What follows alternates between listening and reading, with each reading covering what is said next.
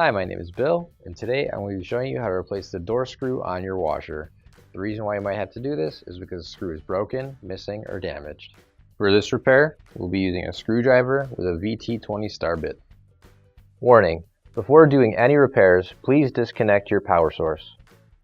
So this will be the washer that we're using for this demonstration. It's a Kenmore, and keep in mind yours at home might be a little bit different than what we've got here, but the same technique should still apply. So we're going to open up our washer door here. And along the entire perimeter of our door, we've got a bunch of screws that hold the door together. But right here, we've got a missing screw. So grab your new OEM replacement screw. If you don't have one already, you can find it on our online store. So on the end of our screw right here, if you look at it, you can either use a flathead screwdriver or a star screwdriver. And that's why it's got this extra bit right here cut out for the notches. But for this one, we're going to use a VT20 star bit.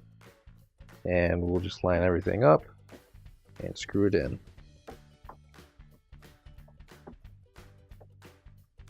And once it's in there nice and tight, you try it out, close up your door, and your repair is complete. Finally, don't forget to plug in your appliance. If you need to replace any parts for your appliances, you can find an OEM replacement part on our website, PCApplianceRepair.com. Thanks for watching, and please don't forget to like, comment, and share our video. Also, don't forget to subscribe to our channel. Your support helps us make more videos just like these for you to watch for free.